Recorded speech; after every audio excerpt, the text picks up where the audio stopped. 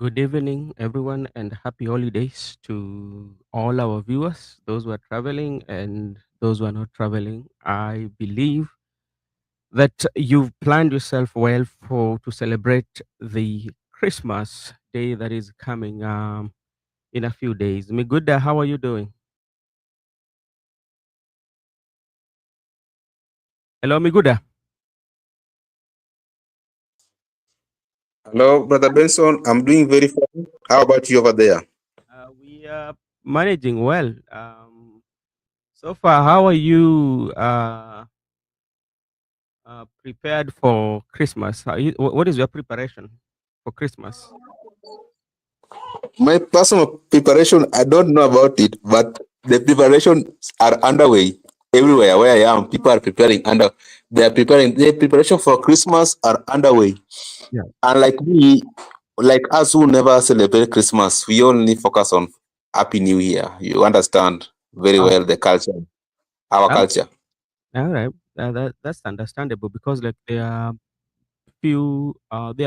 quite majority that do not celebrate Christmas, and that is their religion belief, or that's how they want to do it, and they focus so much on the New Year. So that's okay. So today we are here, and to begin with, that might be sounding very good for especially the parents who their children are in campus or to the students themselves. The funding model today was ruled to be unconstitutional, so which means that is a celebration to students because it had so many issues. People were really complaining about the funding model. So the courts, the judiciary. So at times even we might say that the kuna ile inaitwa juri pesa, but sometimes there's certain rulings that are favoring the wananchi. What do you say about that? That's a very good news. A very good news to comrades, current comrades, and future comrades, our siblings to come. And some of us who want to go back also to campus, we are Yeah, glad because at least we can manage it. yeah. I'm a victim. I have to celebrate. Most of us are victims. So when it was declared unconstitutional, I Uh, was very glad because even if I have any undergrad I want to undertake, I'll go back because the fees are similar with what I used to have previously. That's oh, very good news, and we appreciate our courts because you understand we were stranded that who will fight for us because the executive was not fighting for us, parliament was not fighting for us, no one could have come to fight for us. Even the student leaders were not fighting for comrades. Now it's the good news that the court has protected the interests of the comrades.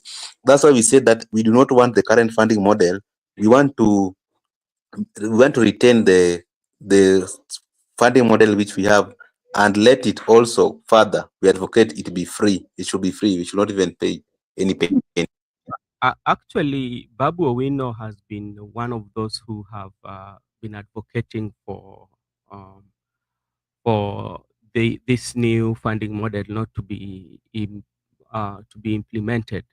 He has even hosted quite a number of um, meetings with the comrades and even call out president on the funding model. So I think kudos to him for being outspoken about it. Or do you have anything to add about it? I'd just like to say the new funding model, those people who are not in campus or those people who are never having student or their children in campus, those parents, they were not understanding it. It was not good. It was too much for a comrade. It was not only too much for a comrade, but also too much for the parents. The reason why I'm saying it was too much for everybody, be it a parent, be it a comrade themselves. It was too much because there are those people like going to school, the people who can do even 2 degrees, 3 degrees or more. And the model which we use was at least it was affordable to the parents and even to comrades. There are some students who could work and pay their fees.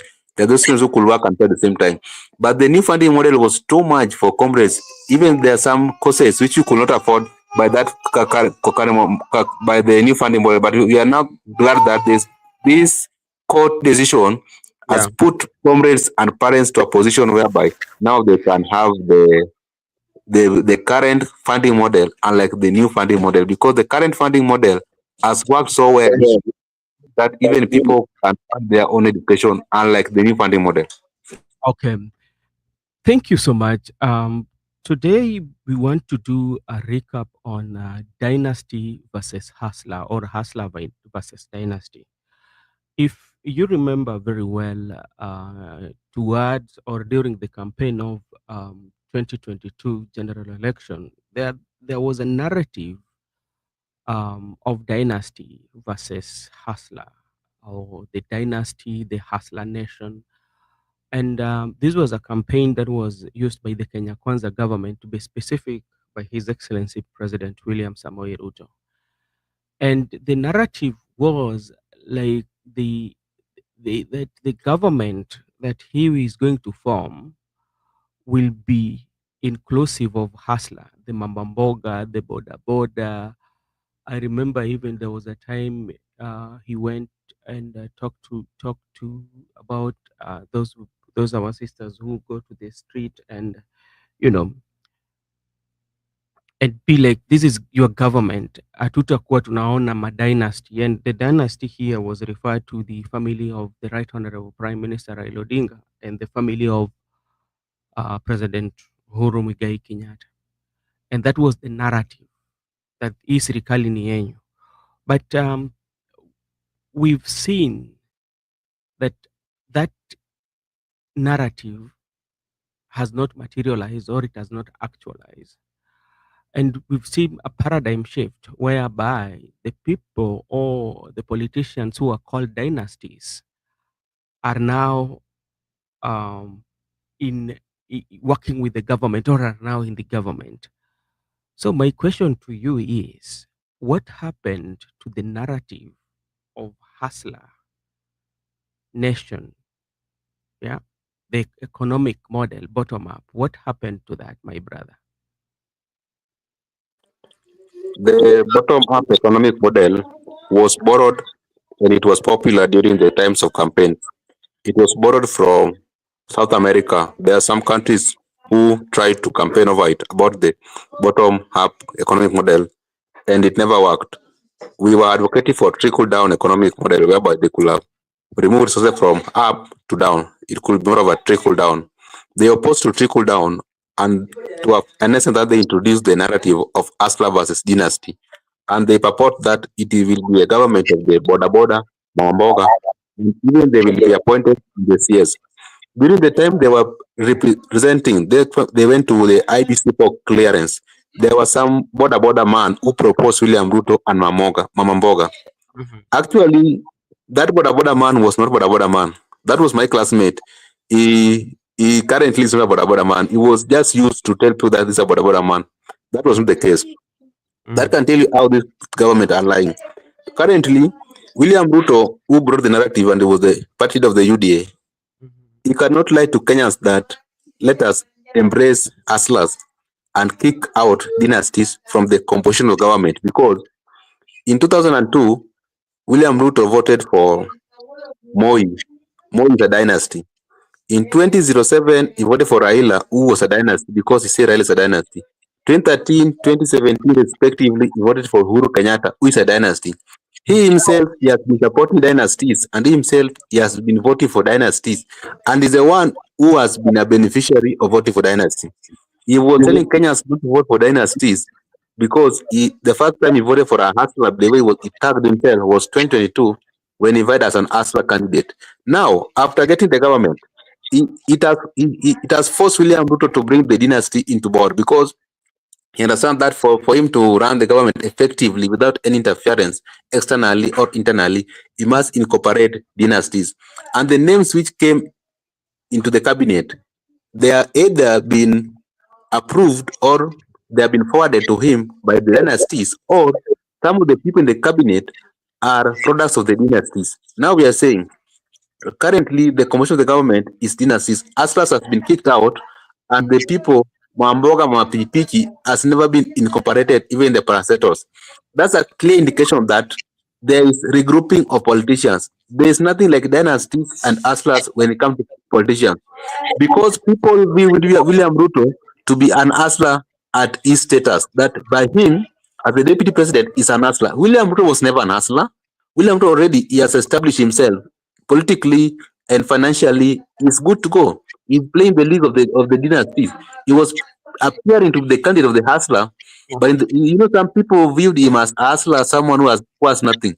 But that's not the case.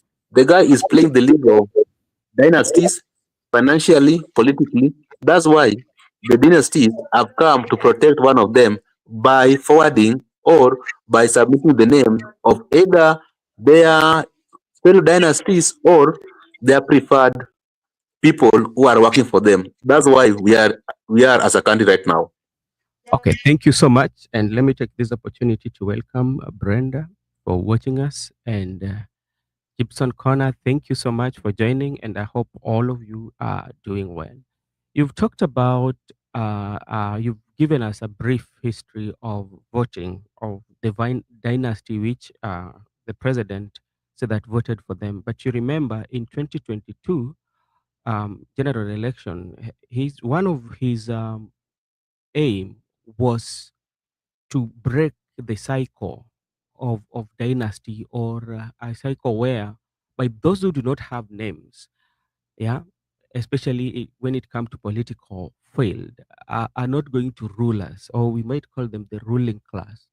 You know, if you remember very well, when you look at the Raila Amolo Odinga, his father was one of the people who clinch the positions to rule in this country, together with the first founding father of the country, um, Mzee Jomo. But now the hustler narrative was like the people who their their background is not known, the people who are coming from a poor background this time round, they must lead because the dynasty have taken advantage of them. And he was coming into the campaign or with that narrative owing to the fact that his father was a nobody in the society. Nobody knew his father, you know, and he was coming from a poor background. And the the people who they fought for liberation, especially their kids or their children, who have been deciding on the political field, has their time has expired, and that's now how he came of being. But now those that were were to be taken out of the political system, which he did, the narrative really worked well and propel him to be the president. And now the hustlers are in. Can we say that was just a playbook to the Kenyan people who did not understand it well? Like I have said, during campaigns, not that Kenyan people never understood it very well.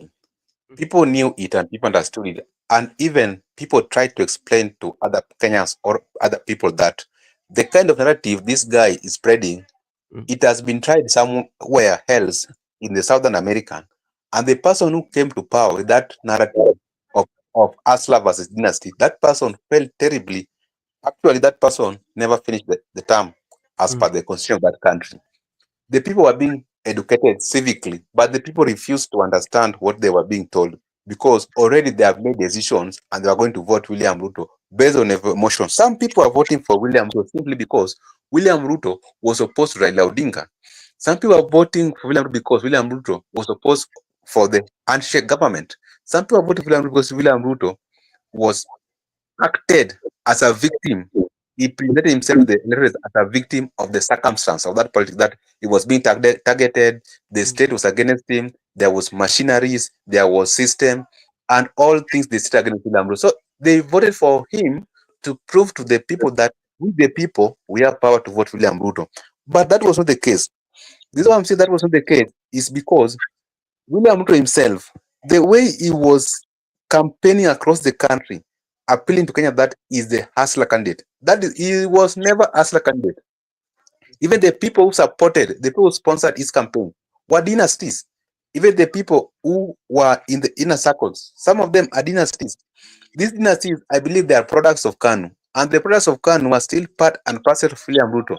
The only people who William Ruto tagged with the dynasty was the combination of Uhuru Kenyatta, whose father was the founding father of the country as the first president, and Raila Odinga, who happens to be the son of Jaramogi Oginga Odinga, who was the vice president. He was trying to appeal to people that if someone's father was the first president and the other one, the father was the vice president, how do they want to rule us 60 years down the line? They're bringing another son for who happened to be the vice president, the son of Jaramogi, to rule after the son of Kenyatta is going out of the power. That thing resonates so well with the electorates, particularly the people who we refer to Mama Mboga and Mama Boda Boda. Yeah. Mama Mboga and Boda Boda are many people in general. Those people purchased that idea of William Ruto and they voted for him. Right now, they have realized that they are on their own. The political class are on their own. If their interests converge, they will abandon the people. They will lie to you that we are going there to protect your interests. We are going there to protect you as a person of this country. But in contrary, their interests must come first. And right now, the interests of the dynasties, the so-called dynasties, the interests from Uhuru Kenyatta, William Ruto, Raila Odinga, the interests as right now, the interests has converged, and that's why Uhuru has submitted names or has forwarded names to William Ruto. The people, if you look other than the allies of Uhuru Kenyatta, people like Ndiritu, those are they come from Dennis, they come from Kibaki lineage. People like Lee Kinyanjui, there are some rumors that is coming from somewhere. I don't know that place, but there are some rumors. The dynasties have been put into the right cabinet. That's why I believe that the people were on their own. That was a false narrative because it sells that time. It's unpopular right now. You cannot ride on that narrative come 2027. Yeah, that is true. He cannot ride on that narrative because the narrative was only meant for 2022 general election. But to come think of it, if you recall very well on how the coalitions, especially the Kenya Kwanza and the Azimio, was constituted, it it would really fit the narrative because on the Azimio side we had President Uhuru Kenyatta, we had Raila Amolo Odinga, we had Gideon Moi, who happened to be the son of the president who ruled for almost 24 years. And then on the other side, we just only had uh, President William Ruto, who, especially when you look at his lineage or his family, his father was not in politics. His father was uh, would I say that a villager who was struggling like any other family. Then he was saying that okay, during this time we hustle, and my hustling has put me where I am, and it was convincing people that okay, even if you're a hustler or somebody who is hustling, you can uh, be somewhere. And remember, even during those times, the elite or the political analysts tried to give even the real definition of hustler. It was giving that negative definition, but still, it president took it and convinced the people to understand it the other way around. Don't you see that one was convincing by the Raila Odinga, President Ruto, President Uhuru, and Moi being on the same side as compared to the Kenya Kwanza, which only had William Ruto, Mudavadi, and Wetangula. It was convincing, but the reason could be there was no option. Kenyan Yeah, people had no option. That's why they decided to vote for William Ruto because there was nobody. Actually, there was that wave of change. People were yearning for change in the country because the same William Ruto also served for 10 years as the deputy president of the Republic of Kenya. Why was he coming back to the executive and yet he has served for 10 years in the executive? The problem could be there was no option for Kenyan people because if there could be an option, people could have gotten overhaul of the whole system because there was no need of bringing William Ruto back to the executive as the president, and they had already served as the deputy president in the same government of the dynasty. When Uhuru Kenyatta and Moi together. They were viewed as people whose fathers have made a lot of maybe contribution to the Kenyan nation or the Kenyan history. They have made contribution. But right now, their sons have come together to protect the interests of the fathers and protect the interests of the future generation. Kenyans were saying, no, this country is not a company. This country is not a property of the people. It's not a property of a certain family. This country belongs to the people of Kenya, the people, not Odinga, not Kenyatta, not Ruto, not Moi. The people now had no option. That's why the people decided to vote for William Ruto. For those people who voted for him based on the narrative of Atlas and Dynasty. But for those people who abstained, who never voted, they viewed that they had no option. The best thing to do to abstain and let the person who take it. Because there was no option at the ballot. But in the real sense, there was that yearning for the change in the entire country. Just like right now, people want change. People are yearning for change, but there is no potential candidate who has appeared or who has emerged to go and fight against William Ruto or to can face it off with William Ruto in 2027. That's why William Ruto has taken that advantage. He has decided to camouflage and go back to the dynasty and bring dynasty at the right center of the decision making. That's the cabinet, so that going forward, when he's going to face any candidate, the candidate is going to be a weak candidate when it comes to financially, because financially they are okay. Yeah, When it okay. comes to composition, in terms of tribal arrangement, or in terms of the political base of the politicians, is going to outshine the opponent. That's why you want to reach a situation whereby is a lone ranger in the forthcoming election, or if there is any candidate, that candidate is weak, is trying to weaken the candidate. That's why is making the strategic alliances with the former president, with the current ODM party leader, quote unquote, and is trying to engage opposition, unlike the way he used to go to opposition and sell false narrative of isolation, because he understands that actual narrative is dead, and he can go forthcoming election. There can be a new narrative. Maybe they can bring the issue of tribalism. They'll just ask that we, as the people who are defending our seat, we are against tribal. That's why we brought Kikuyus, we brought Luo, we brought these people who compete against us in the previous election. Yeah. But this guy who we are presenting to us is a tribal. The issue of Asla narrative dynasty is dead. Now they're going to bring another narrative, that tribe. They're going to work on that tribal card to engage people and to sell to the people as PR for them to be re-elected. Okay. Thank you so much, and thank you for so much for that, because Asla narrative was a revolutionary, I would call it, that time, because people wanted a change, and due to the fact that it was being uh, said, or it was being explained that this time round, the we are going to form this government with the people who are poor.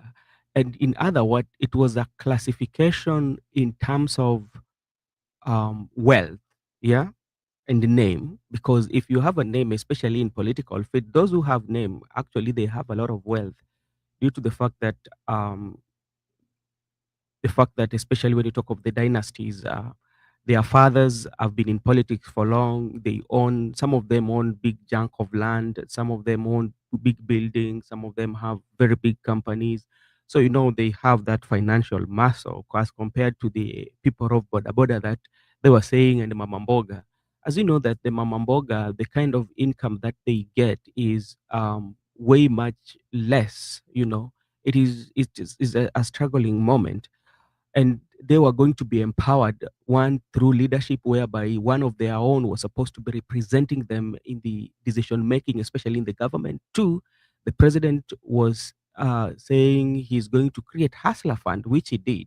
And I don't think hustler fund, I don't know whether he's doing good. I don't know where there's a change. So those are the some of the narratives, especially that the hustler narrative is uh, was being campaigned on. But now, if we come to the real sense, or if we come to the real feeling of the people, is hustler narrative, did it bring changes or it did not? Makobura, how are you doing?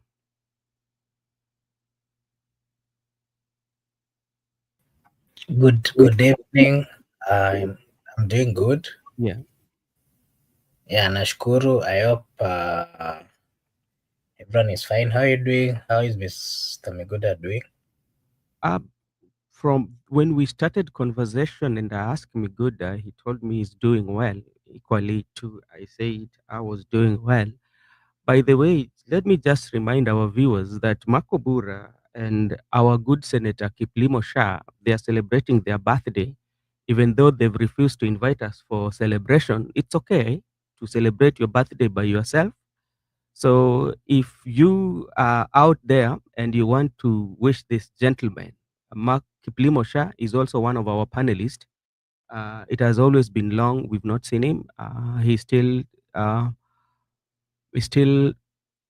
having some issues in terms of family. So and we our prayers is with him. These two gentlemen are celebrating their birthday this month, so you can wish them well. Makubura, what do you say? Okay, thank you. Thank you so much. I almost forgot I was having a birthday until there's a group that we are. There's a WhatsApp group, work WhatsApp group. I was surprised if I was receiving birthday wishes, and then I realized, it is today. Anyway, I thank God for this far. Mm, That I've managed, actually, with the help of God and with the help of friends and people around me, mm, to our brothers and sisters. This is a new day, a new turn, mm. and we pray that along the way to pattern in our good things so that life may become good and better. Okay, thank you so much. And on behalf of Brother Benson Media and myself, I would say we wish you all the best, you and Senator Kiplimo Shah, to achieve what your heart desires. Thank you so much, Makubura. Just to bring you to speed on what we are discussing, we were looking at the Dynasty versus Hustler, and this was a narrative that was used during towards 2022 general election, where it was used by the president himself, His Excellency President William Ruto, and the Kenya Kwanza. Uh, they included the bottom-up economy, the style of and they were going to say they were saying that the hustler narrative is all about uplifting those below the pyramid, especially when we are looking at economy. They are below there. This one include mama mboga, boda boda, and everybody. Kazi ni kazi, provided that ile job unaweza fanya, you are part of it, and there was a way in which uh, you have to form the part of government. That was Kenya Kwanza. In the same narrative, there was a dynasty, and the dynasty were the people who, if you look very well, their families might have been in the political field for so long, and they have a political name. Just by example, it was the Right Honorable Prime Minister Raila Molo Odinga, his father being the deputy president of Kenya, or the vice president, I would say, during then, and also the founding father of the nation, uh, President Kenyatta the senior. So it was a dynasty versus the hustler, and that's how we or Kenya Kwanza got into power. But things have really changed. The dynasty that we never wanted them to be in power or to be closer to power because they've ruled us for so long based on the narrative that was being driven then during the campaign, the hustler nation. We are seeing now the dynasty are back in fall. Actually, to be precise, I think the dynasty are going to call more shots than even the hustler himself. The hustler may be like a figure, but majority of decision might be made by the dynasty. What is your take on that in brief? Okay, thank you. Thank you very much for this opportunity. Yesterday, while I was doing my submissions, I did mention that the narrative of the Asla versus Dynasty was a propaganda or a slogan that was being used by the former president, by the president, Dr. William Samoei Ruto, to get to power. He used this slogan so that he would reach the hearts, capture, the hearts of people. He used this, slogan so that he would manage to convince, especially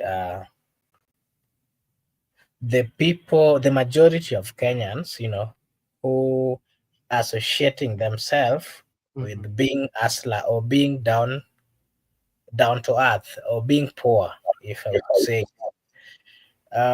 60 65% of the people of Kenya, majority, are really on a bracket. I mean, they are on a range where majority of them are not really financially stable, and Mhm. so they live. I would say that they live hand to mouth. If they don't wake up in the morning, waende watafute, they will end up, you know, kosa either supper or something. So majority, more than 65 percent of the population of Kenya live hand to mouth. Usipoamka asubuhi uende utafute kitu, basi utakosa cha kukula. Mhm. And so the president used this narrative to capture this majority of people, and he managed. It is so unfortunate that immediately got to power, he promised that he was going to include. Remember, among these 65% of the population of the people of Kenya, majority of them are actually learned. They have what it takes to be appointed to be cabinet secretaries or to be given any position in the government. The only problem that they have or they lack is they not one in the government. And so Ruto promised them that hii serikali yenye tunatengeneza, whether unajua mtu ama hakuna mtu unajua, hii serikali ni watu wa chini na kila mtu atapata ile everyone would get the opportunity. And that was a good thing. When he started running the government, the appointments that we've seen, there is not even a single Asla who has been given the opportunity, to run. The opportunity to lead in any government docket. And that is a confirmation that the slogan was just used by the president to get to that point. Now that he's gotten to the point, he has forgotten. What he's now doing is he said that he was not associating himself with the dynasties. If you see the nominations of yesterday, Mutai Kagwe, Lee Kinyanjui, Ndindi, Kabogo, these are billionaires. These are people who have controlled the politics of the Republic of Kenya. These are people who have been governors, been ministers, been close to power. Ever since we were born, we started hearing about them long, long time ago. Why is it that they are not bringing new faces? People who are learned, people who also have the capability. Today, if you saw even the nominations again that were done, there were some few nominations. I don't know whether you saw that. Yep. Mhm. Where the likes of there's this lawyer called Alo somebody who used to be. Let me just check. I had taken something on that so that I just read for you some few appointments that I just saw. People who are close to Raila. Uh, Mm. you know, President Ruto appointed the former Gatanga MP Peter Kenneth, the former Muranga Governor Mwangi Wahiriat as chairpersons of KEBS, and then I saw the appointment of is it Mwangi? This there's Kasuku, Achila, and so many people. These are people that we started hearing long time ago, and those are close allies of Raila. Why is it that once these people have gotten to power, they're only giving these jobs to close allies? How is it that these other people are not close to this? How are they going to get to a point where they can also, maybe help their families and the rest? This Uh, is dynasties regrouping. And what we are saying, without fear of contradiction, mm. we are going to 2027. And, whatever these dynasties are trying to bring, the people went for demonstration, and the people of Kenya are tired of these people. That is a fact. And mm, it is so unfortunate that they don't want to accept and to even see the fact that people are tired with them. They're simply trying to block or to stop, something that is already ripe. They can stop it, they can regroup, they can give each other those positions. But mm. a time is coming that this is a prophecy. A time is coming that the people of Kenya would not care who those people are. The kind of election or politics that we are going to face in the near future, Mm. it is going to be a fight. It is going to be a politics between the true nuns, the true aslas, and the true dynasties. That is what we are going to experience in the near future. If they don't stop the appointments, if Mm. they don't, give chance to people who have nothing, then the people will fight. They will come out of the street because they have nothing to lose. Okay, That is thank you so much. Thank you, Miguda, for coming back. Now, as the same as we are still having that the conversation of the hustler narrative. What happened to the hustler narrative that president used to preach, and the administration of Kenya Kwanza? Now, let's come to the real issues that are affecting Kenyans, and we've spoken about uh, appointments of people who have always been in power. The other time, the Mwangi wa Iria, they were recently when he was in Azimio. There was a time he had a case, you know. Um, there was a time he had the case with the anti-corruption, I think so, and he was at DCI at some point. I can remember. I cannot quote when, but I still recall. Now let us come to economy, because everything is geared towards about economy and delivering services to people. Miguda, on your take, do you think by appointing the influential name in positions will deliver the economy and deliver the economy, the Kenyan economy, or make the economy grow, and the people of Kenya would have something to say that now the economy is working, or right now we are seeing job creation, especially when it comes to private entities? Yeah, do you think so? I, I still don't believe that by appointment of the new people or by appointment of the new names Mhm. can actually make economy to work for the people of Kenya. Because economy, whether with the people who are on the board or the previous people, if you have a goodwill from the executive or a goodwill from the president, economy will just peak automatically, because there are some measures which has been put always into play that if you apply them, economy will work. We have talked even the issue of corruption. If you can deal with the corruption entirely in the government, we can get our economy back to where it's supposed to be. Therefore, I don't believe that economy can be resurrected by just merely appointing people or new people into government, Mm. other than getting a goodwill from the president. If you must deal with the economy in general, be it, the private sector, they have tried. I can't complain about them, because even it comes to employment, some of us or some of the people are being employed by the private sector. The government has just in reliance to provide service to the people of Kenya. That's why we complain.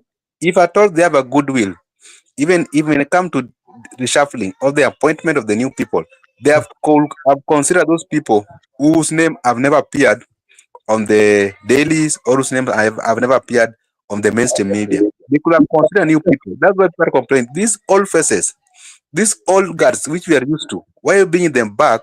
And yet there are Kenyans who do not have employment. There are Kenyans who are not employed. Why do you bring these old faces? It means that there is no goodwill from the president. There's no goodwill from the experts, because they believe that it's only their interest. They want just to their interest to converge, and they explore people they explore their interests at the expense of the people. That's why I'm still insisting that it is not a clear indication. And yesterday, Marco Bura said that because Kagwe worked during COVID-19, that's why he has been brought back, because he did an excellent job. But I disagree with him on a light note that even if he did a very good job, that was an opportunity which presented itself. If there was no COVID, will we even know who Kagwe is? It means that he only delivered under COVID attack. Imagine if there was no COVID, we could have not had people like Kagwe because Kagwe had everything. He was given free airtime from the media, from social media. He was being here in each and every time he called press conference, people could know him. He got support from outside, the donation we got from outside, the campus scandals. All these things were aided by the government of Kenya, but they were being directed to one ministry, that's the Ministry for Health. If I thought there was no COVID, who could have known Kagwe? So Kagwe only thrive with the crisis. Therefore, you cannot lie to us that because someone thrive with the crisis, now it's going to bring changes in the Ministry of Agriculture and Livestock. That's a lie. I still don't believe that by appointing somebody who is your friend or who is a dynasty or who is your an ally to a position in government will automatically make economy to move. That's a wrong. Economy, Okay. you must get a goodwill from the president. And finally, when it comes to economy, even the issue of chief, sha, she, are they going to implement it? And we have even heard that they told us that with the new funding model, is going to make economy to move. Yeah. But now it's very unfortunate for them that the court has declared it null and void. Okay. How is it going to work for them? Those are the things which we'll look at. Okay. Thank you so much. Okay. Before Just a minute. yeah. I've something that I wanted to also clarify to my brother here. Yeah. Mr. Miguda, yesterday the question was, why do you think Kagwe was appointed? And I clarified that what the president was looking for is, according to him, how Kagwe managed, to spread the gospel of Corona, and the terms that he used somehow made the people to know who he was. And again, the choice of word that he was using to tell or to advertise this, I said that might be the reason why the president appointed him, because currently, if you see the issue of livestock, people are having a different opinion, and there is backlash from the people. The government cannot explain to the people what is happening. And I said that it could be, since they saw the prowess of Kagwe in explaining, in maybe trying to explain what the government is doing, that might have been the reason why they brought him back. I didn't say that he was brought back because of what you've just said. It was just a light clarification on why I thought, because remember, the person who is holding that docket of agriculture currently before Kagwe, do you even know who the Minister of Agriculture is? No one knows. And has he even seen that minister coming out to try clarify what the livestock and everything is being done? So that is what I was trying to explain. But Marco Bura, if you talk about the CS for agriculture, actually is one guy. When you look at his portfolio before appointment of nomination of Kagwe, you go through or peruse his portfolio. He's in the right profession because that's what he studied, and Yeah, now we are bringing Kagwe just because maybe during the COVID he had those press and talking about the issue of COVID, and like maybe his message was resonating with a lot of people, so maybe president would have considered that. yeah, I agree with you. And what the president is looking for is actually not looking for technocrats. He's Mhm. looking for politicians. Mm. And you know what politicians do? They come, they some in short, they advertise what the government is doing. Yeah. And according to Ruto, the person in that docket is not doing the advertising. As much as he has the knowledge and the capacity, he's educated, he's a professional, Mhm. he cannot, do the advertising bit. And more of what is happening in this CS role, according to Ruto and what we are seeing, if you can, for example, look at Joho, look at Mbadi, look at the experts from ODM and the explanations, the advertisement that they are giving, they are impressing the government, they are impressing the president, and that is what the president is looking at. Yeah, so it doesn't really matter the profession or whatever you have, Yeah. but the level of advertisement, the level of the political, uh, how do I put it? The wording that you use to convince the people. When we come to business, we can talk about the marketing and how can you Yeah, convey the marketing you skill, I have would say so.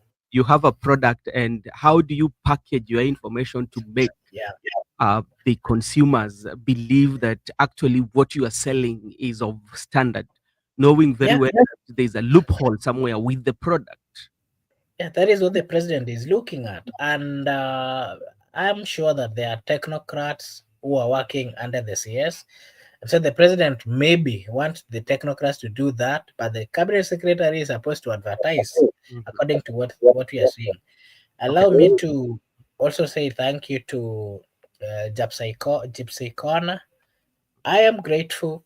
I have received that. I'm grateful. Thank you so much for the birthday gift. Nimeshukuru sana, Mm. and may God bless you. Lini ulikunywa soda ama lini ulikula chapati? Chapat. Do you remember those days when Chapat was Chapat? Hey, when Chapat used to be Chapat, when you call Chapat, someone you'd be given attention. Okay. Anyway, Okay. So that's just a story for another day. sure that when you are going to celebrate your birthday, you invite us. Don't celebrate by yourself. Very Um, well. okay, I want to come to Miguda because I'm experiencing disconnect if I'm looking at critically because when you look at the hustler narrative during campaign, the the the the, the initiator of hustler narrative, if to say the president, current president, and the hustler nation, it seems during the campaign they were communicating and understanding one another. That what they would communicate, the president would understand, and what the president was communicating, the hustler nation would understand. In other words, there was understanding when it comes to communication. We were communicating, yeah, ni aje poa, unaendeleaje fiti. There was that positive response between the hustler nation and the hustler manufacturers or the hustler initiators. But today, when now the Kenya Kwanza are in government right now, I'm seeing a disconnect of communication. I don't know where is the disconnect. Is that the people are not understanding the government or the government are not understanding the people? Where is the problem, Miguda? The people, the people, the people, the government is not understanding the people, but the people are Mm, understanding the government.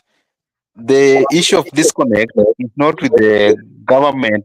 The issue of disconnect is with the people, the mm. electorates. Let me put the electorates and a leader. There's a direct disconnect between William Ruto and Mount Kenya people. That's how I can put it better because Let the me ask. Asa nation, Let yeah, me ask you because if you insinuate that there is a disconnect between President William Ruto and Mount Kenya, does it mean that the other parts of the country, especially when it comes to high cost of living, when it comes to SHA, or when it comes to all these challenges that people are raising, other parts of the country apart from Mount Kenya, these other parts of the country are communicating well, are having that communication? when I begin my statement, I said Yeah. politically, in Okay. the context of politics, not economic. All right. All right. Because Yeah, in the I was asking you in the context of economics because the narrative of Hustler Nation was not about, it was not majorly on the the the the tribal kind of way. Because if, let me just explain, if you look, Brother Ben, yes. let me say something on what you're just speaking about. You said that there's some disconnect, Mm, whereby when the conversation started, there was mambo, fiti, niaje, rada, you see? And then along the way, the conversation has stopped and people are speaking in different tongues. The explanation of that is very simple. Ruto is a smart politician and he understood the phrase, if you go to Rome, do what Romans are doing. He knew he wanted to interact with the hustlers. And so he went to hustlers and understood their lifestyle and how they operated. And for that matter, he learned their language, he learned their behavior, and he pretended to be one of them. Yeah. He camouflaged to be and pretended to be one of them. And so along the way, you cannot pretend for long. What then happened after is he pretended and he managed. He crossed the bridge that he wanted to cross with the hustlers. After crossing the bridge, he really wanted to get to the other side. He started now showing his real face. And the real face is he's not an hustler. And so you cannot expect him to continue saying Rada, Mambo, Fiti. You see, that is what is happening. An explanation of that in real sense is the president understood and he knows what we need in this economy. He understands the problems the country has. He is the president and the buck stops from him. But when he got there, he simply diverted. He knows he need to rectify the economy. He knows, we need to do infrastructure. He knows the issue of taxes, but he's simply decided not to do what is right. He has tried to, focus on things which are unnecessary, things which are not directly touching the people of Kenya, things to do with the housing levy. I mean, the housing, whatever. How is that? The people of Kenya, majority, what he needed to have looked into is the economy. The economy is number one thing. When the people have the pocket in their money, they can build houses. When the people have pocket in their money, they can upgrade where they live. In this situation, the government is taking money from people instead of giving them money to start their business, instead of lowering the taxes, instead of lowering taxes so that they can expand their businesses. I'm telling you the number of businesses that has closed in the Republic of Kenya and left to other countries. So many. What is the explanation? What can we say about that? The president has forgotten through his programs, through his initiatives, they have raised the bar of doing businesses in Kenya. And what they're doing is they're giving an environment to their close allies, the people in the political class, because these are the people who are trying to venture into these businesses that were being owned by others. Yeah. And so, since them they know each other and they know how to maneuver, these politicians are not paying tax. They're starting businesses and they're not paying tax. And so they want to monopolize the business structure in the Republic. It is Okay. tough for people with real business mind to operate in the Republic of Kenya. And those are the challenges that we are facing as a people. Okay, Miguda, just to give us the political view and also share with us the economic, the disconnect in terms of politics that the view you are bringing, and also share with us about the economic too, when economics too. Politics informs economics, economics inform politics. Politics, economics, they are like Siemens twins. You Mm. can't do politics with economics. So, okay. The reason why I was bringing the issue of politics is because William Ruto, this is why I was specific on the people of Mount Kenya. This was the largest constituency of William Ruto in the previous election. This was the largest constituency of William Ruto in the 2022 election. The people of Mount Kenya voted for William Ruto overwhelmed. So these are the people who are persuaded by the Asa narrative. Other region were never persuaded. The people who were persuaded, the victims were Mount Kenya people. That's why we must stick with the Mount Kenya and William Ruto. That disconnect. Mm-hmm. Mount Kenya, and because William Ruto has lost Mount Kenya massively, unlike other region, if you want to put it in terms of politics. The reason could be in 2013, 2017, when he was campaigning for Uhuru Kenyatta, those people loved him. They viewed him as one of them who is fighting for their own. And thus he make networks, because even the time of Uhuru Kenyatta, economy was not doing well. Economy was not doing well the way people purport to, that it doing well, it is because there was political goodwill. There was that direct connection between the leader and the people from Central. That's why you could have not hear or you could have not seen any demonstration or any protest from the Mount Kenya against the presidency. But the reason why there is a direct disconnect, the people have lost trust because the narrative which they sold to them, because these narratives they have been changing. In 2013 elections, they said the narrative of digital and analog. That Ruto and Uhuru were digitals. Raila, Kalonzo, those were analog. And they earned trust of youth and they voted for them. 2017, they brought this issue of Jubilee against NASA, whereby Jubilee ilikuwa one party ya kila kabila, but ile ya NASA, it was like a divisive politics. All these narratives, they are dying after election. That's why I'm saying the reason for the direct disconnect is political perspective, because they brought the issue of Asla and Dynasty, and it has not worked effectively for William Ruto. That's why there's that direct disconnect with the people. When it comes to economically, it affects, it cut across, because everybody feels the economy. If you are in Nyanza, Northern Kenya, Central, Nairobi, Coast, you feel the same pain any person feels. And that's why when there was an indication that they are going to pass finance bill in the parliament, people came out massively to oppose it, because that economy was being felt by everybody across the board, unlike the political faction of the Asa nations and William Ruto. That's why, in terms of economics, it affect everybody, and people are saying William Ruto, or the names which he has been tagged like Kasongo or Must Go, it is all over the country. That's why people are saying, even if you bring the dynasty together to assist you, but we have never forgotten that you ride on the as a narrative, and you lie to people that there are so many things he lied to people. Mama Mboga and Buda Boda are the forefront. But talk about Mutu wa Kinyozi, Mutu wa Randa, all these people who are having small scale business, they were lied to that they will be part and parcel of the government and the economy will do well. That's why when it comes to politics, he has lost it. There's direct disconnect between the Aslan nations, specifically the Mount Kenya people, and president.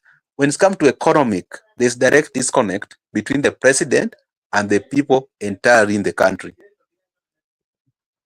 Okay. Let me talk about the hustler nation, and I've always said that when you look at the the politics of our country, which is still up today, it's all about the politics of tribal and the the tribal card. But the hustler nation narrative, um, I think president during the 2022, the president William Ruto created another tribe that was called the hustler nation. And if you look at this hustler nation, the hustler nation was inclusive of everyone. There's one thing that were uniting them. One thing that was uniting the hustler nation was like, we are people who are poor, and we are going to make the government. So there was this tribe that was created, and this tribe were given promises. Yeah, because remember the tumetenga, tunatenga, tunatenga.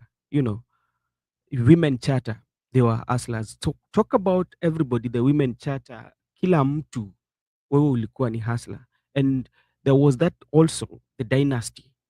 The dynasty was in existence because people were already, even before, people were talking about the founding fathers. It's not only in Kenya whereby we talk about the dynasties. Yeah, even when you come to the US, you will talk about the George Bush, the Clinton. They will talk about the dynasty, and it means that in terms of politics. But President William Ruto created this Hustler tribe. When this Hustler tribe was created, and they were given promises, they were given promised land. Is like what Raila say, tunaenda Kanani. Unaona ile Kanani, unajua hiyo Kanani pia iko the land that flows with the milk and honey, unaenda kule, mtakuwa tu mnapiga tu, mna swim tu kwa milk na honey tu, hapo ndio mko. So at the moment when that tribe was created and with all these promises is not being fulfilled, and that tribe has left, yeah, that tribe has left uh, the president. And that tribe that has left the president has also included the nation. I think the nation, the electorate, the way Miguda was putting it, has really left the government. The government is on their own. And it has reached a point whereby the government, to me, feel they're so much superior than anybody. Because when you look at even the appointments, yeah, when you look at how appointment is being done, yeah, the the people doesn't matter, because it is not about to deliver the services, but is to target a population and make you feel that you are on our side. And how do we say that you are on our side? By bringing people who are very influential coming from your region. And if you go, you see Opondo Kaluma is complaining over there. Mm. Yeah, Ruto has lost the hustler narrative. The hustler is a reminder of tax law. Poor are targeted indirectly. Yeah, we agree with that. Yeah, yeah. Uh, be, Let me just bring in Miguda, Makobura. Now let's come to appointment that was done yesterday. And when you go to the social media, it still brings us to a conversation about the tribal politics. Because what is the narrative that is, or the narrative that is now on the most of the social media platform, is about how can you appoint about 5 people from one tribe, and now brings about tribal. Is it tribe or looking for professionalism?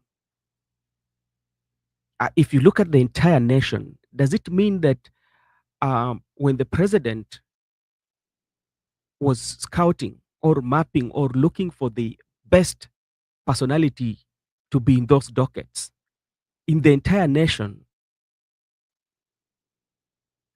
there was none apart from a particular region?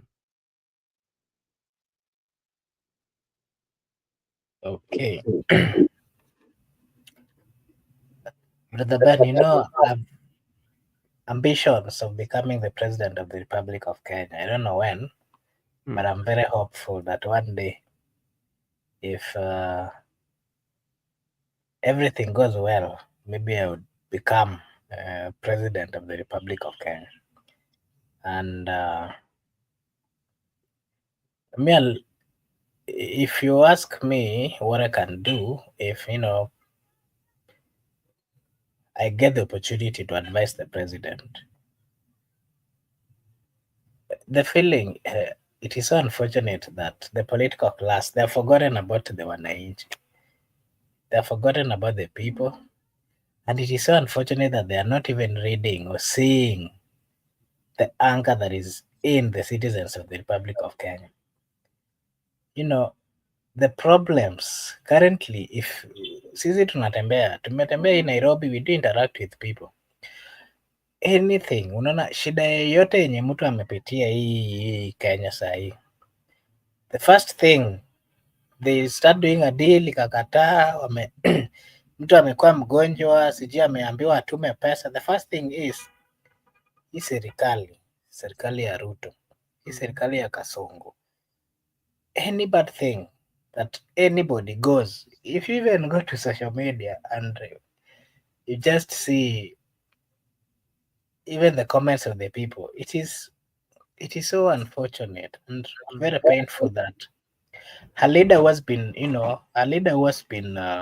given a chance by the people, a leader was been elected by the people, has simply failed to understand what the people are trying to bring forth. They have just turned their ears and they have decided that they're not going to listen. what we saw with the appointments, it's is a clear confirmation that the dynasties are regrouping, the political class are regrouping. And what they are doing is they have seen that there is some danger. That if they continue the way they were going, Yeah. there is some entrance of new guys, the likes of Salasia, who are coming up with a different thinking in the political class. You see, the likes of these young people, the ones we are seeing in the Mount Kenya, Kathongo wa Siji what, the senator of Kiambu, the Mm. likes of Ndindi Nyoro, the likes of Babu Owino, they're coming with a certain narrative that is, that is not going well with senior politicians in the Republic of Kenya, Yeah. because they're preaching this narrative of trying to bring in new people. They're trying to come up with parties which are going to bring new people. And the old political class are seeing this as a threat. So what they're doing is they're trying to regroup. They're trying to financially regroup, to give people like Lee, to give people like the former governor of Muranga some position so that they can get some money and start going back to, the governorship positions and the rest, because they don't want fresh people to come in. The narrative that is currently going, the speaking of the people are simply saying that we are tired with people, anybody who has ever been in government, Yeah. they are going to be rejected. And that is what is going on. And so these people had to have a discussion. That is why they've involved the former president, Uhuru Muigai Kenyatta, Raila Amolo Odinga is here, the likes of Peter Kenneth, people who operated in long time ago, they are bringing back so that, and remember, they're being given key and serious dockets. And again, you see the reshufflement that was done. Currently, Kipchumba Murkomen is the CS Interior, and you know what that docket mean. Close ally of the president. And you see experts from ODM also have been brought up. Interest of Raila Amolo Odinga taken care of. Interest of Uhuru Muigai Kenyatta, you just saw the appointment yesterday. What is that? What does that explain?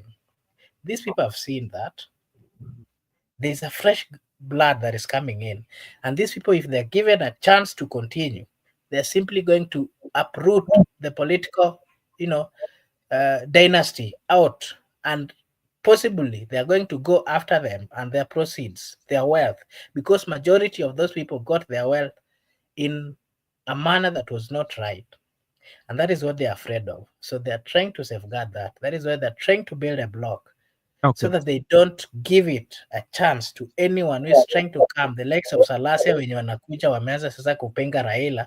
Mm. Watu wana, you see, if you see the likes of Salasia, the likes of Babu Owino, the likes of Joro, Mhm. hao ni watu, they are still young.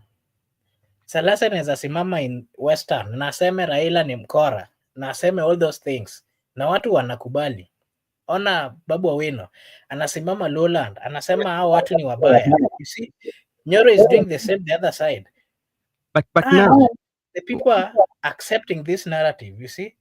okay, okay, thank you. Let me just ask me go down the same on the same about the young leaders or the young turks that are coming out to be of independent mind, kwa sababu babu hata alisema mtu hawezi beba akili yangu, ndakuheshimu lakini akili yangu huwezi ibeba. He will make his own decisions, you know. Yeah. But now the question is, are the majority of people or a majority of electorate understand what is at stake?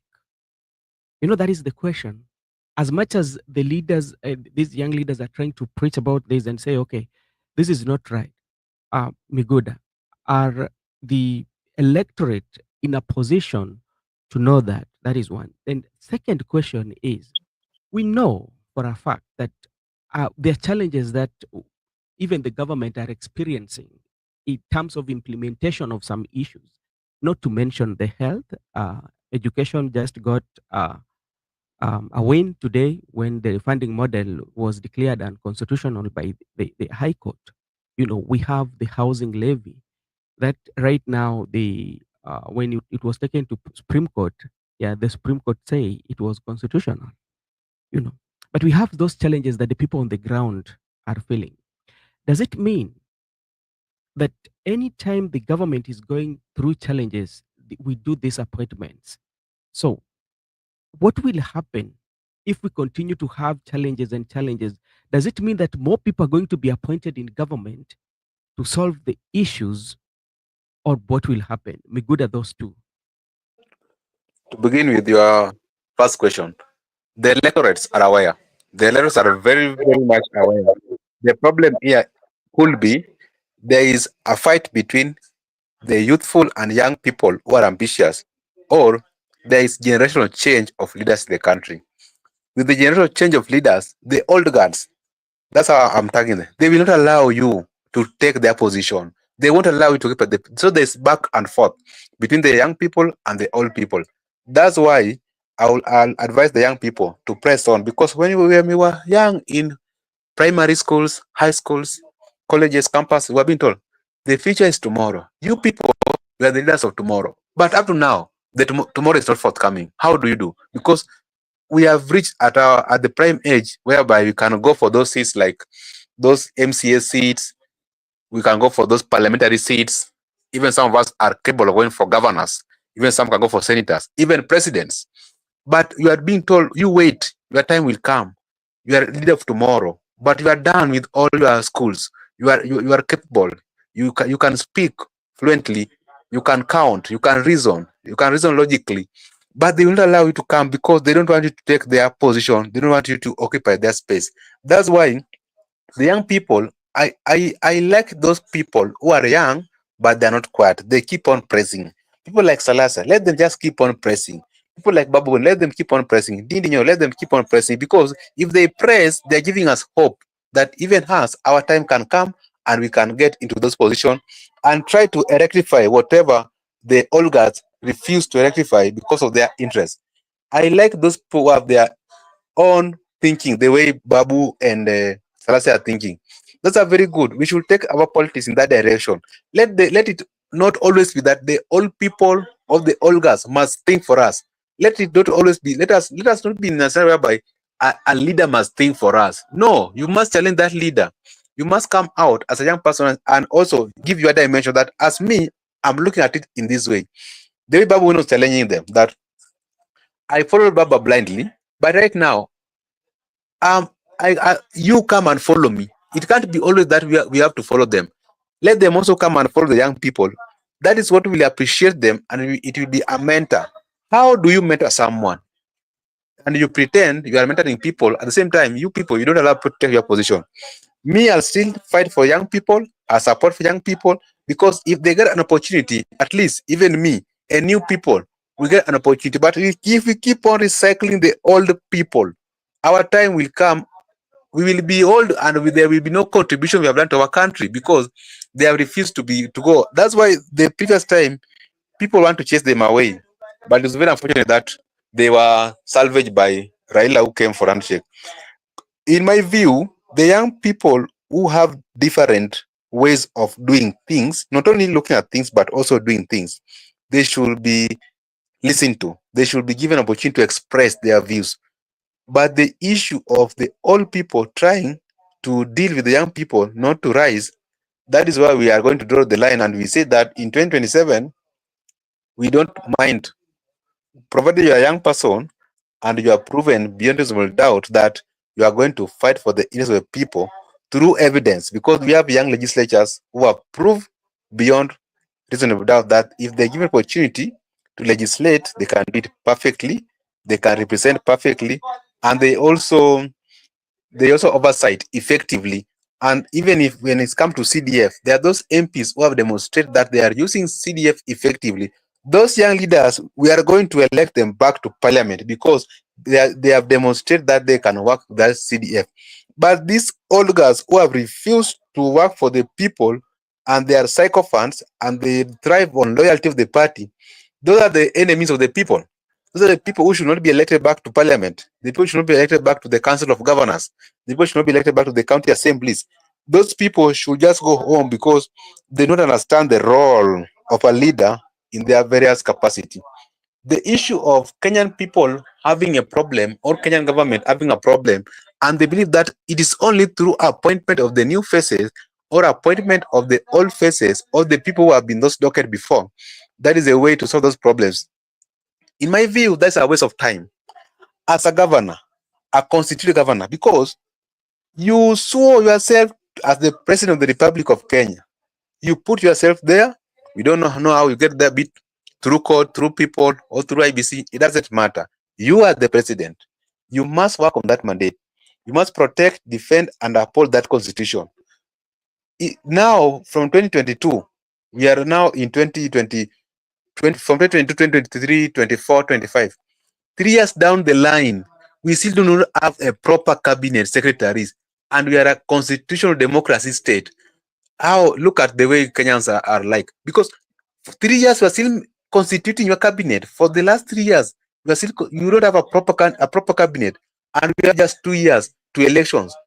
You want to delay and buy your time with the composition of the cabinet, so when the times of election comes, you get as an excuse that I took time to engage people, to bring people together. Now had me another term with this new cabinet, then I deliver. Those are jokes which we are not going to subscribe, and we are not going to subscribe to that school of thought. As young people, we will not subscribe to any school of thought that has been applied in this country, and it is not applicable. That's why we are saying, as young people, let us come out. Let us be united. Forget about what has happened. Those people have betrayed people. Let us just be united. Unity for purpose. For those people who don't have IDs, kindly pick your IDs.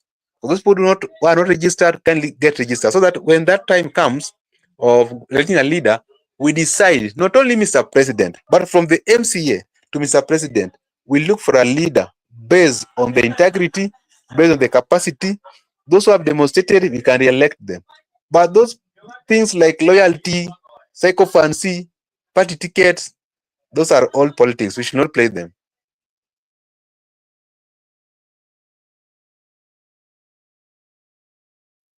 Okay, thank you, Mr. Migoda. To our viewers, this is Brother Benson Media, and here we say that your opinion counts. If you are out there and maybe you've joined for the first time, kindly like and subscribe to the channel because it's a way of supporting us, and we'll really appreciate. We always have these conversations every day. So if you subscribe, you'll be notified whenever we're having a discussion, so that you join and also give us your opinion. I've also shared a link. If you have an opinion, if you want to say something, you can just click that link. It will direct you to the studio. We'll give you a chance to also give your opinion, because at Brother Benson Media, we say that your opinion counts. Yes, I can see our brother Eric Ayaga is also here. Eric, what is your take on the topic that we are having this evening?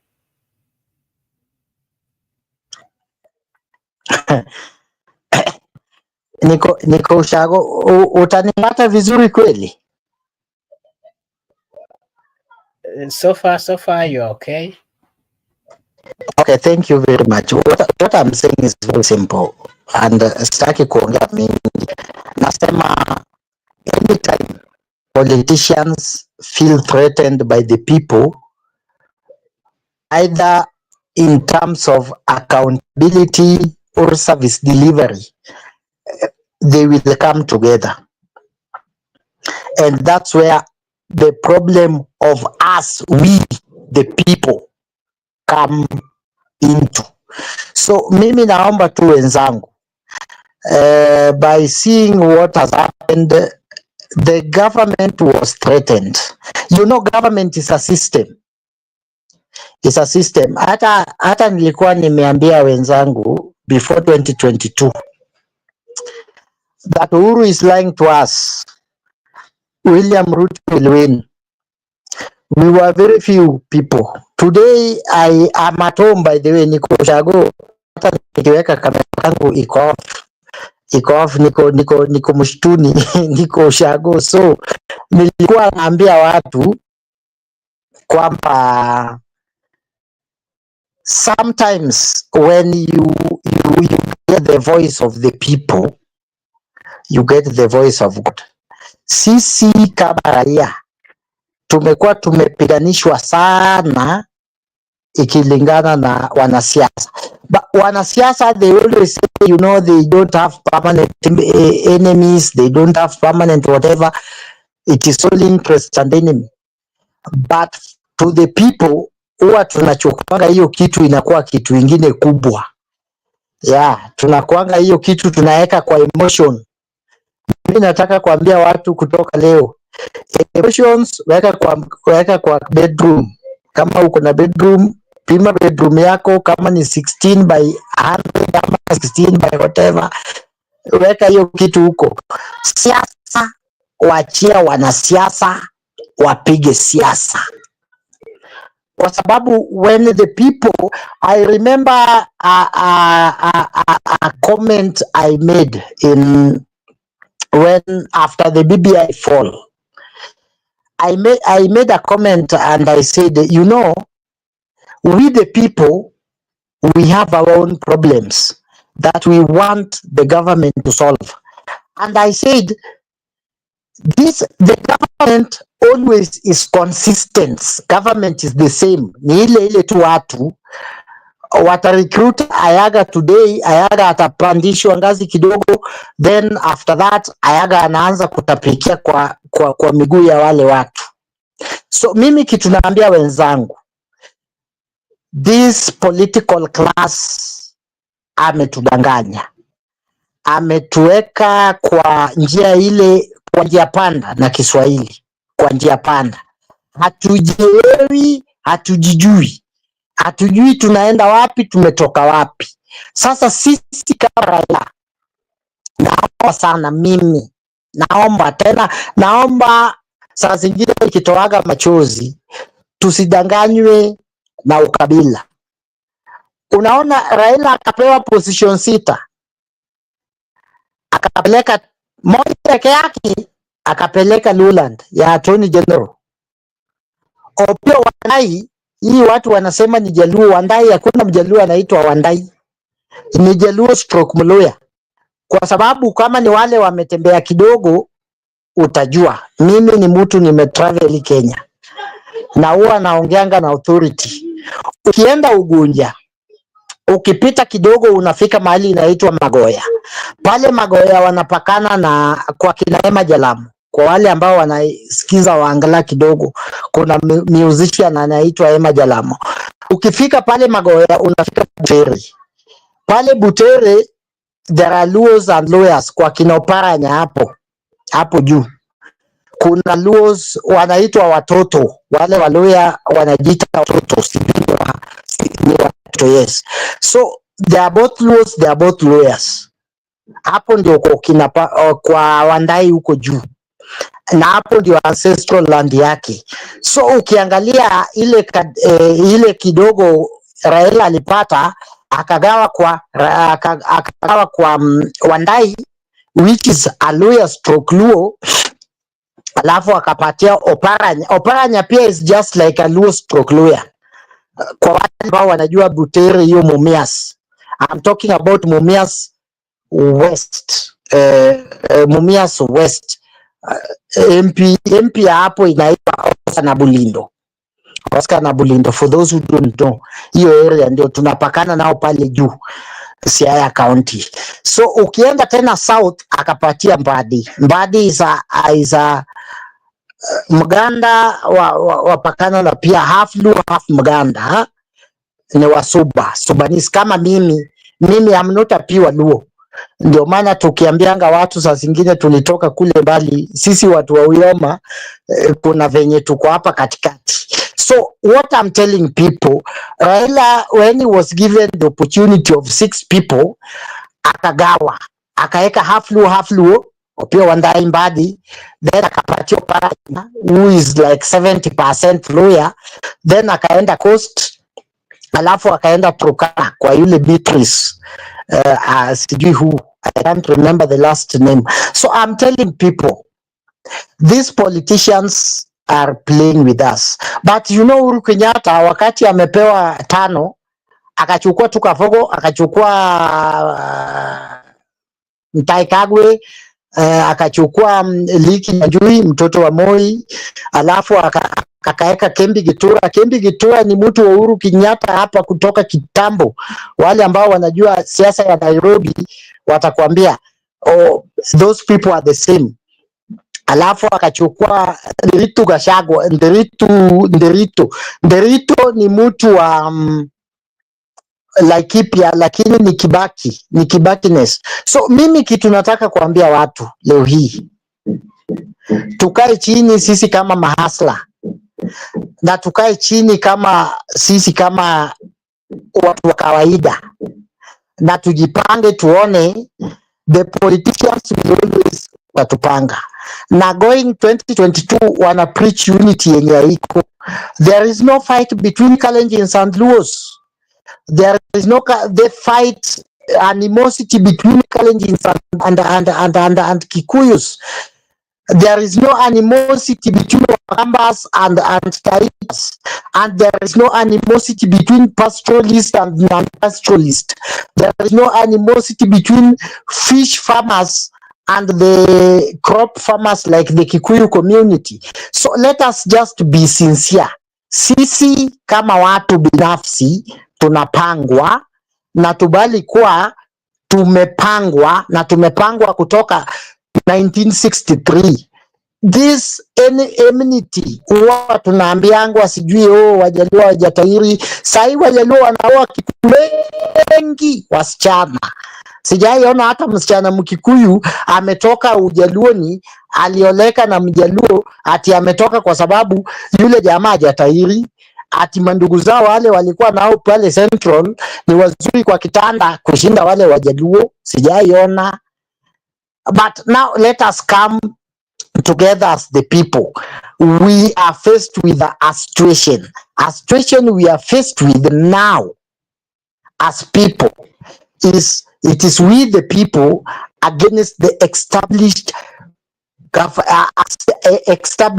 people, wale wanajiita ma politicians. Hiyo ndio shida yetu kubwa, na we need to flush these people out, and the moment we flush these people out oversight, hapo ndio tutakaa chini na tu negotiate. Lakini yote mnatuambiwa hasla sijui nini, government yetu itakaa.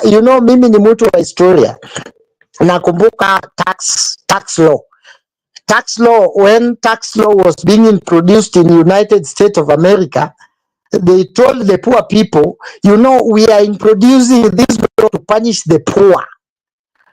But when the poor vote overwhelmingly for that law, when that law passed, the poor realized that law punished themselves other than the poor people. So if you look at what we're seeing today, we are Moi in the government, we have Kenyatas in the government, we have Odingas through proxies in the government, and then we have the Kibakis in the government. We can't do that. We need to do as young people. Let us put this cultural, these cultural differences, they are created by politicians to make us bitter. You are not circumcised. We are circumcised. My friend, mimi ni mtu wa kusoma historia. Indian, ukienda India, that is the pharmacy of the world. In fact, up to now, India is the pharmacy of the world. Wale doctors better, the best doctors in the world comes from India.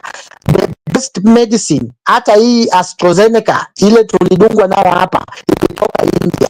And those Indians, they don't circumcise their people. And that's why I'm telling our people, circumcision and other things and blah blah cannot help us. We need to reason that economically we got independence. Tulipata independence, but we have one thing: we have never attained the free economical independence in Africa. Bado tunakuwa tuna manage na wazungu walikuja hapa kwa hiyo muda kidogo. They are clever people, wakatustudy, wanajua wakikanyaga hii button, wamekanyaga hii button, tutakuwa tumegawanyika. Mimi naomba hata wenzangu kutoka Central Kenya na kutoka Rift Valley, we are on our own and we need to change our tactics. If we don't change tactics, shida yao.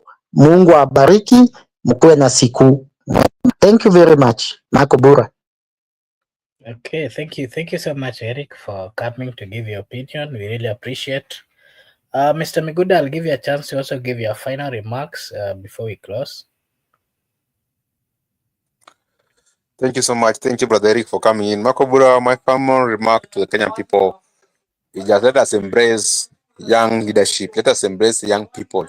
Let us, even if they are not young people, but let us embrace new ideas. Let us also engage. Let us allow the new ideas to thrive in. Let's always do the same thing, the same time, expecting to have a different result. It can't happen that way. Let us give a new idea at time also in the country. And let us always leave this issue of tribalism, whereby you are voting and because of tribalism, because someone like Ayaga said, because someone is not circumcised, you don't want to vote that person, or because someone is not eating eating fish, you don't want to vote for that person. Those are nonsensical things. Let's just look at a leader at a personal level and vote for that person for the betterment of this country. Because right now everybody is complaining. Not Kukes, not Luos, not Kambas. People are complaining because of the bad governance. But if you have a good governance, everybody will enjoy. And if everybody enjoys, it's good for us and for the future generation to come. Makobura, for those people watching for the first time, subscribe to our YouTube channel. And we are grateful for those people who have turned in. Makobura, lastly, I had to wish you a birthday. You and my friend, Senator Shah, have a birthday. See you tomorrow. Bye. Okay, Okay, thank you. thank you very much Matubura. Relax, ni mtoto mdogo umezaliwa leo. I forgot, nilikuwa nimeona nimefika late kwa kipindi, nimeona uko na birthday my friend. I don't know which year you are turning into, but today you are a year old more than you are a year old yesterday, so you are wiser and your experience is more than the one the Makobura I spoke to yesterday. See the one. I wish you all the best. Mimi nawaombea. I wish you all the best. Mimi nawaombea mkuwe na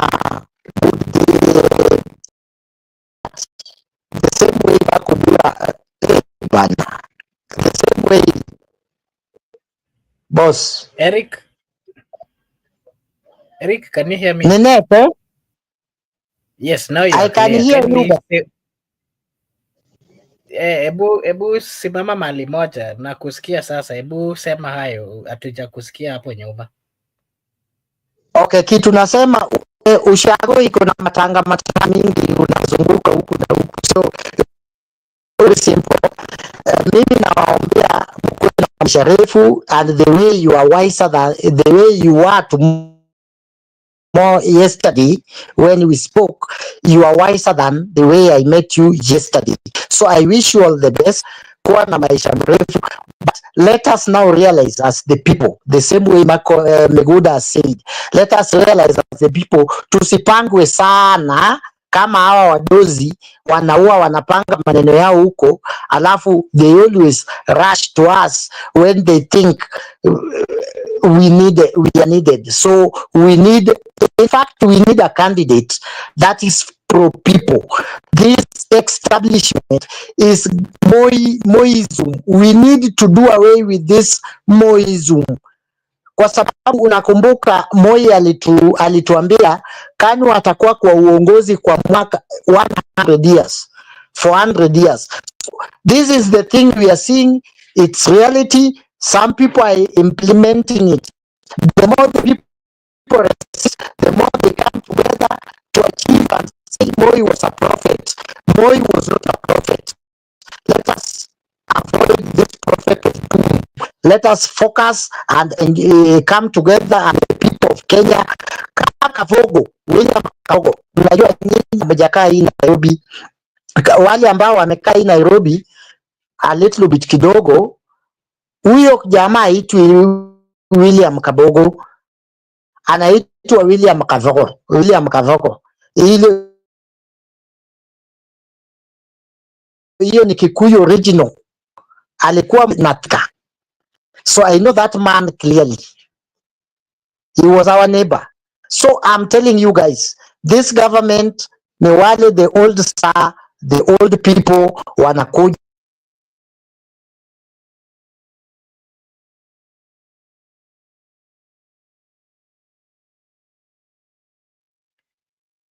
Okay, thank you everyone who joined. This is the Benson Media.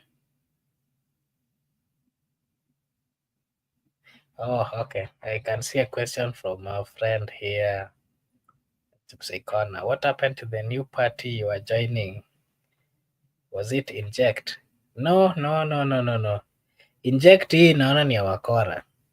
Sisi yetu iko tumesimamisha kidogo tu, bado tunajaribu kupima hewa vile kunaenda, and then we also looking for resources. Last time we tried registering, tulifika mahali tulipewa the interim certificate, and then we were supposed to pay around 100, was it 100,000, so that we be given the certificate. And by then, we were still just from school, so we didn't manage to raise that amount, and that is where we stopped. So we are trying to regroup again, and with the friends who came up with it, I mean the good friends that we shared the same idea, and possibly before 2027 it's gonna be a party to, this is the only party that would send William Samoei Ruto home Sambili Chan. Yeah, so that is the state. Gypsy Corner, that is the state, but we'll come back with it in the near future. We are hoping so. We are still trying to work it out. Yeah, I'm taking this opportunity to really thank everyone who joined and for those who wished me a happy birthday, specifically Gypsy Corner. Thank you. Thank you for even sending me a gift over there. I really appreciate.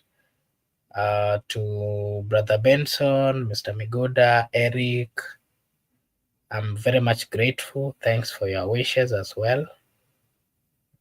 One Day 99 is saying it was a good show. It was a good show. Was listening today. That is nice. One Day 99, asante sana kwa kusimama na sisi. Okay, Gypsy Corner, I'll let you know once we bring our people together, the people that we were trying to work with. I'll let you know. Happy birthday. Thank you. One Day 99. Thank you so much. I appreciate. Yeah, so it was my birthday, yes, and I want to take this opportunity to remind our people and everyone who was watching that as Christians, we are having what? We are celebrating the birth of Christ soon in 5 days' time. So during this period, there are those people, there are those families who hawana kabisa, they can't afford to place some meals on their table. I want to take this opportunity to remind our viewers and everyone, wherever you are, kindly, if you see someone not able to put something or to find something to eat, just share with them. It is a sign, it would be a sign, of happiness. And let us spread love. Let us remind those people that are not having that they are also children of God. Let us motivate each other and share whatever we have. Ukipika kitu, just share with your friends, share with people around you. Just put a smile on someone's face, face, and tutashukuru. Something else is let us have a good heart. As Christians, we say that as we welcome Christ, Christ comes with blessings. Christ comes with so many things. Let us spread that love and blessings to others as well. Let us not, let us do away with this tribalism that is affecting our country, that is blocking our eyes from seeing where we are supposed to go. And if we do that, let us also remember that the political class, they have a mandate. And that mandate is very clear. If you see a leader, whether it's your brother, sister, or father, they're not doing what is right, just come up and remind them that, you know what, you have a duty. And you swore, you carried a Bible if you are a Christian, or, so let them not take it for granted. That is my message today. As I celebrate my birthday, that was my message that I also wanted to pass and to share with you. Yeah, so now I'm taking this opportunity to wish you all a Merry Christmas, and wherever you are, I'm taking this opportunity to also wish you a blessed night, a blessed morning, a blessed afternoon, a blessed evening, and I hope, or we hope, that you'll join us tomorrow. Thank you so much, and may God bless you. Asanteni sana. See you tomorrow.